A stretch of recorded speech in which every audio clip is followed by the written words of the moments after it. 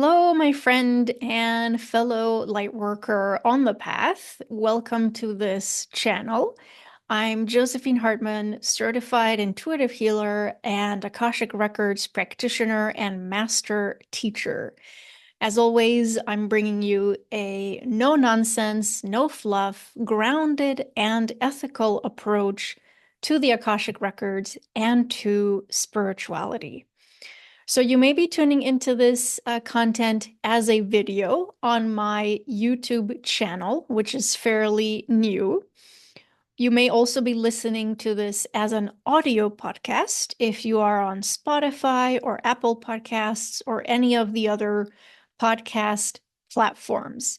So if you are listening as an audio podcast, I invite you, just as another option, if you feel called, to check this out as a video on YouTube. And I'm going to drop that link to the video in the episode description, because I will be sharing in just a moment some slides and visual aids that can really help to fully absorb and understand what we're going to be talking about today. So I just want to offer that to you as another option.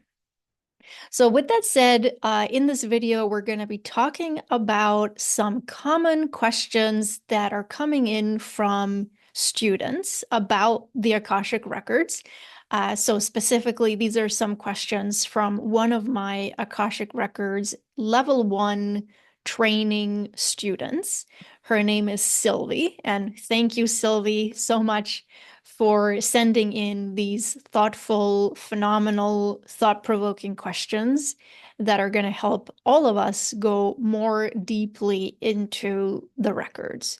So we're going to take a look at Sylvie's questions. I'm going to answer those questions. And then that's going to open up a broader discussion about how can we formulate questions for the Akashic Records in the most effective ways so that you can really unlock healing and insights and the highest level information that is going to help you as you continue walking your path of healing and evolution and expansion in your day-to-day life. So with that said, I'm going to share my screen and we'll get started on all of that good content. Okay, so I'm going to go into slideshow here. And we're going to start here at the beginning. So this is one of the questions that Sylvie has asked. So it goes like this. Can the Akashic Records only tell us or show us information that we can somehow already conceptualize or already have a basic understanding of?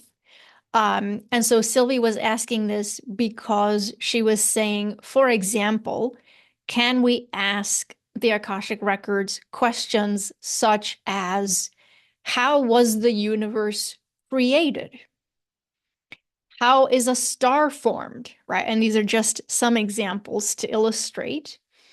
Or is there life on another planet, right? So these are kinds of questions where we may not already have an understanding of this. We may not already have our own conceptualization of this.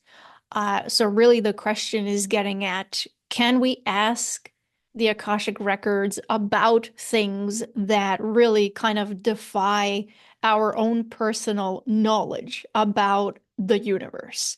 And so really the short answer is yes. The short answer is yes, we can ask the records these kinds of questions.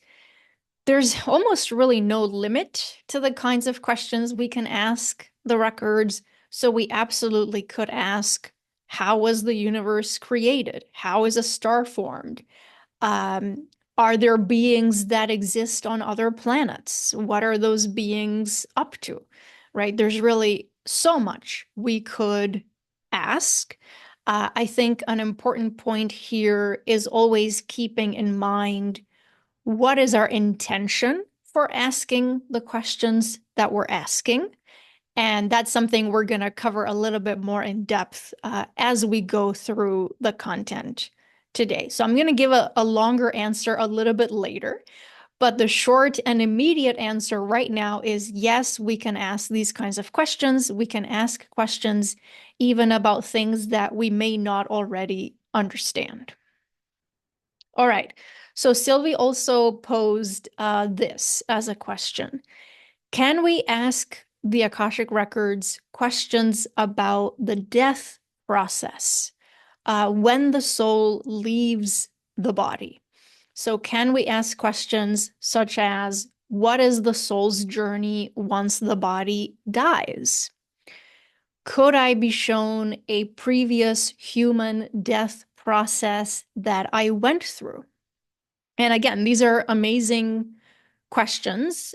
The short answer is yes, we can absolutely ask these kinds of questions to get a deeper understanding of this death process.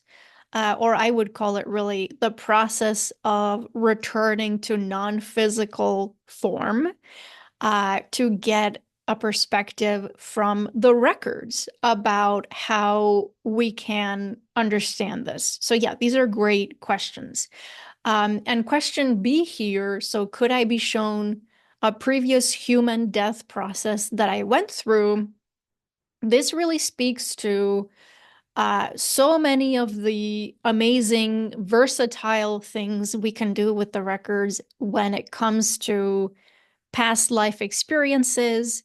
So, connecting to past life events and circumstances and experiences, including previous lifetimes where we died, right? Or where we returned to non-physical form. Sometimes this is a key part when we're doing past life regressions through the records, to connect to that moment in a past life when we left our physical body behind. So, what was that experience like? Was there anything unresolved or unspoken or unsaid that we would need to resolve now so that we can have a full sense of completion?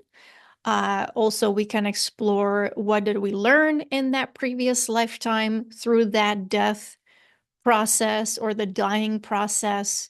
What lessons can we carry forward with us from that?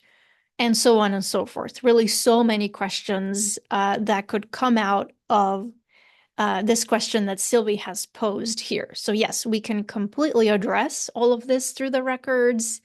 And finally, also, Sylvie asked, can we open the Akashic records of a place, so meaning a physical location? And is it ethical to open the records of a place if other people are present in that place or in that location? Which I love that as a question, such a valid question. So let me answer these one by one. First of all, can we open the Akashic records of a place? Yes, absolutely. Just as we have our individual personal records, right? So each one of us, as a human being, as a divine being, as an expression of divine source in human form, we each have our individual personal records, which we can open. And we can also open the records of a place because places, locations, countries, towns, corporations, schools, companies, all of these places, but also institutions, organizations, they have their own records as well. Even houses, and you could open the records of a particular house or residence by using the address of that place, to get a sense of what is the energy of that place. Or let's say if you're considering purchasing a home or a building, you can open the records of that place first to see, is the energy of this place aligned with my energy? Is there anything I need to clear out energetically in this space before I move in or before I purchase this? So on and so forth. So yes, totally okay and doable to open the records of a place? And now to the second question, is it ethical to open the records of a place if other people are present? So here's how I'm going to answer that, because it is a nuanced question. If you're opening the records of a large public place or location, so let's say you're opening the records of a country, or you're opening the records of a town or of a company, even.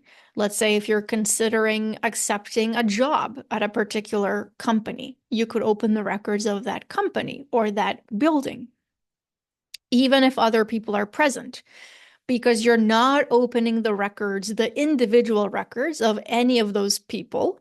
You're just opening the records of the public place or location or organization. So it is okay, and it is within our ethical bounds to be able to do that. Now, if it is a private place or location, so let's say someone else's private home, and that home is still, the people are still living there, then that's where we get into a little bit of more iffy territory, questionable territory. I would not open the records of a private place or location where people are still living in it or using it, just to be really, really, really ethical. I wouldn't do that, and to be really respectful of the people that are there. But if it is a public place, or if you have permission to open the records of a particular place, that is totally okay. You are not opening the records of any of the individual people that could be present.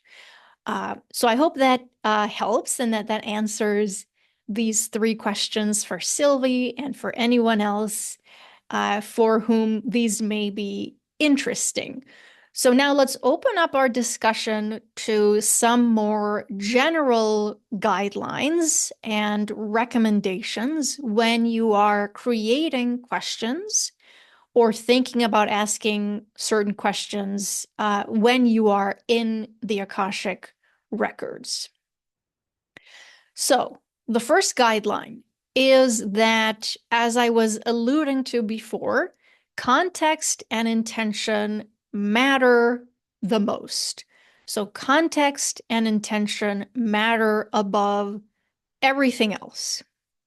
And here you really want to get extremely clear on why, the why. So, why are you asking a certain question?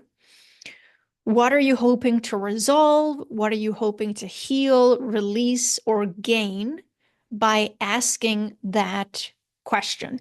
We don't just want to ask questions kind of just for the sake of asking questions when we're in the records. We want to have this clear intention and clear purpose or goal for why we are asking a particular question. That's going to make our practice so much more powerful.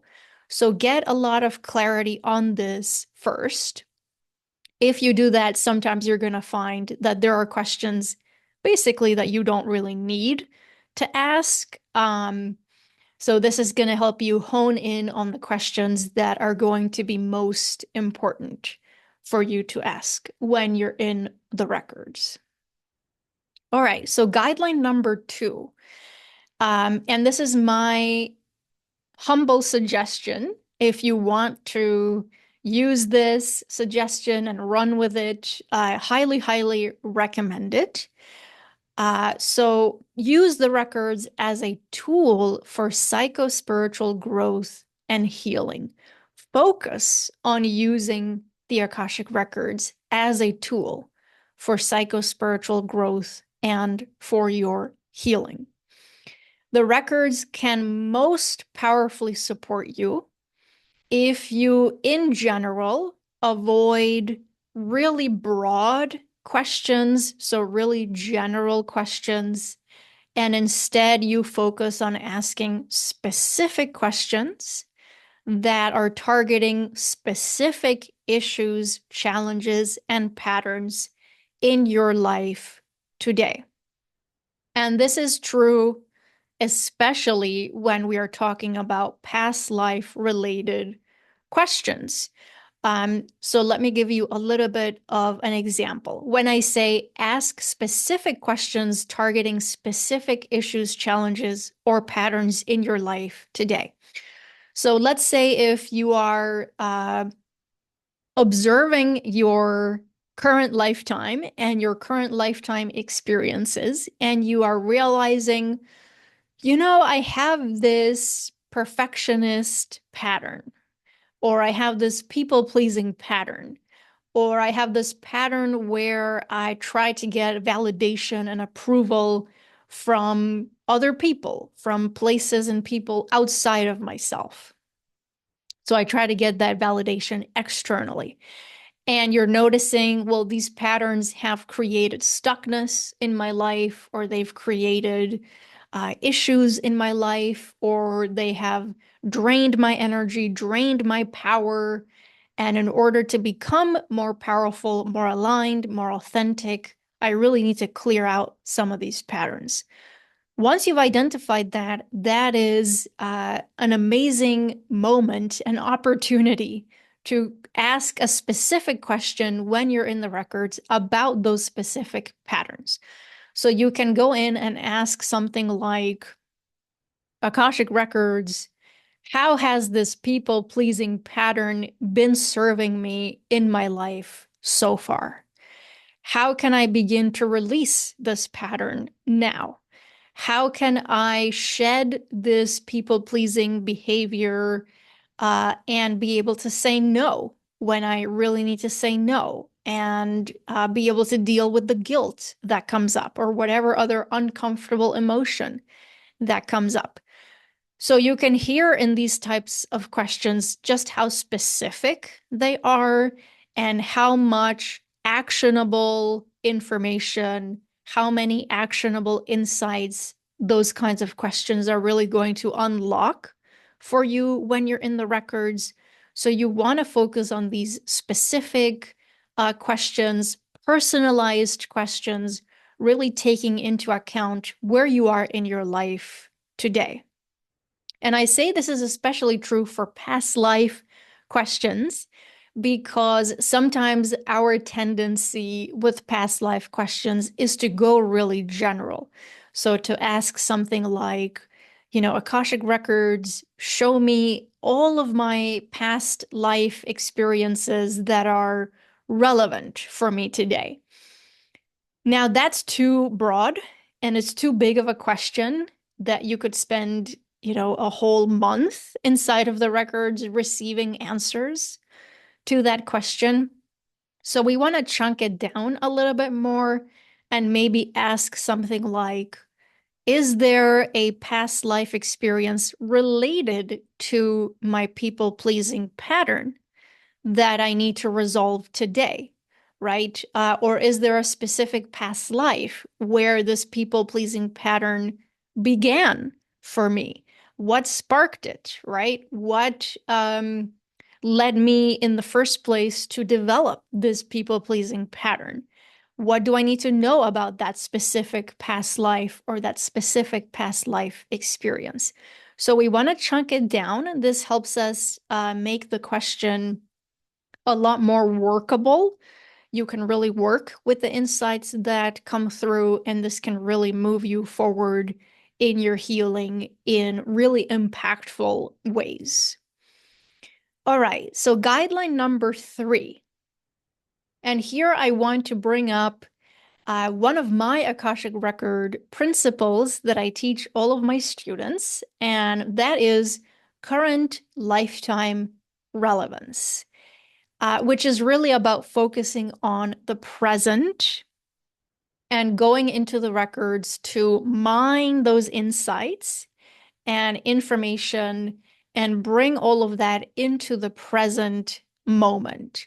So, current lifetime relevance is about always prioritizing the present lifetime experience that you're having and using the records to be more informed about where you are, why you are where you are, what has brought you to the present, What do you need to heal or resolve from the past so that your present can be more abundant or joyful or peaceful or expansive?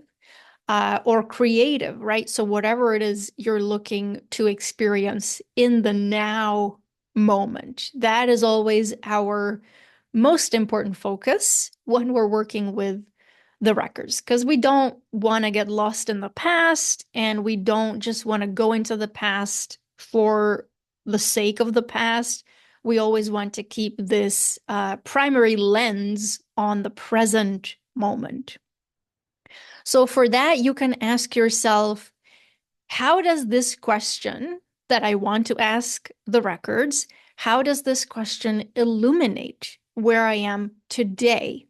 How does it help me see what I need to heal, release, resolve to become more of my authentic self, to become more fully self-realized in the present moment? So again, we're keeping that focus on using the records for psychospiritual growth and healing and evolution, and really staying grounded in that present moment. Okay, so let's keep moving forth here. And guideline number 4, which is really, really key, is to keep your questions self-focused.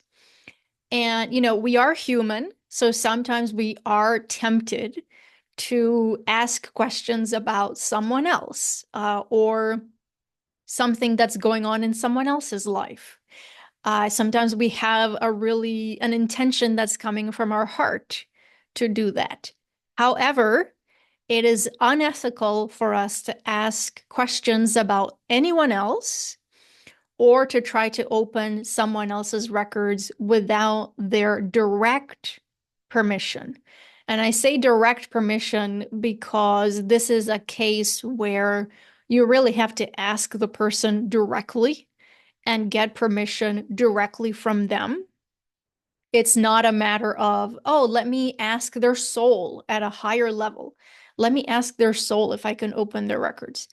That's not how this works. That's kind of, a way of getting around this, which is not really ethical. So we have to ask the person, the human being sitting in front of us, we have to get that direct permission from them and consent before we can ever open their records. So keep your questions focused on yourself, focused on your life experience, what you are going through, what you want to create in your life, how you can resolve your challenges or issues. So yeah, focus on the self. Now, of course, this doesn't mean that you can't ask questions about your own relationships with other people. Of course you can. So that's still keeping it self-focused though, right? If you're asking, how can I improve my relationship with so-and-so? Or what is so triggering to me about this person, whoever it is? Or why do I get triggered when I am trying to have a conversation about this particular topic with this particular person? Of course, you can ask those kinds of questions because you're still just opening your own records and you're looking at the situation from the lens of yourself, of your side of the experience, which is still totally ethical, within ethical bounds to do that. And finally, guideline number 5 is to try to ask questions that will provide you with practical information, practical insights that you can actually use instead of just kind of general insights that maybe you're going to put in a notebook and then it's just going to stay in the notebook on a shelf and you're not going to make use of it. So the Akashic Records are most powerful and most transformative when you are asking questions to get some practical guidance that you can then take that and apply it in your day-to-day life. So applying the information, applying the insights, making use of those insights in your daily life experience as a human, that's what really creates transformation. That's what really creates healing and expansion in your life.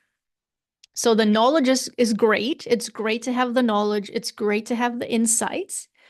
But those insights and that knowledge are not really going to serve us if we're just kind of leaving them on the table and not making use of them in some way. So, for example, instead of asking only at this level, right? So, asking, how was the universe created? Which is kind of a general insight question. Rather than staying just at that level of the question, I would encourage you to ask something like, what does my soul need me to know or understand about how the universe was created?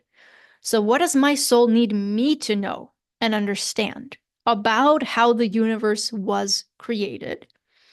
And how do I need to apply this knowledge in my day-to-day life? Or how can I apply this knowledge in my day-to-day life?